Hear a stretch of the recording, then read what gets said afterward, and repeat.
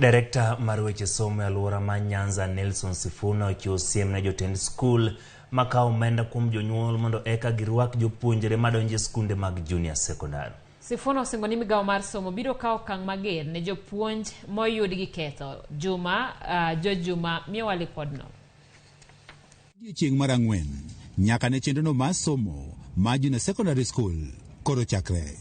Jotend sikunde kaachiel kod apisas e migawono mar somo pod dhi nyime kod keto gigo madwarore mondo chenro mar somo koro dhi nyime e yono makare. Already arrangements have been made and the existing teachers have shared the subjects to continue with the learning.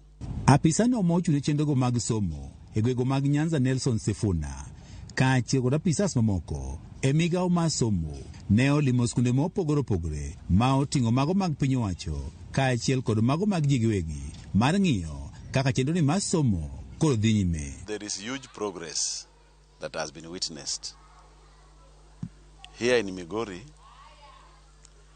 out of the expected over 36,000,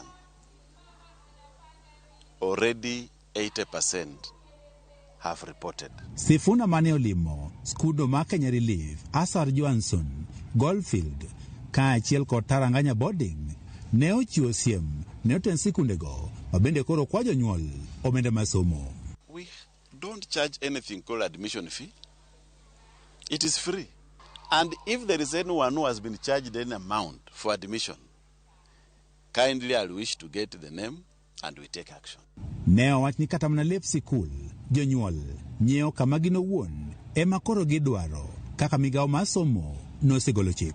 What the school will do is only to provide a sample of the uniform so that parents are free from whichever supplier to get the uniform. Kata beni chenrono mar somo osechakore e skunde mopogore opogore, mokom sikunde pod nitiere kod rem mopogore opogore ma oting'o nok ma kuonde somo.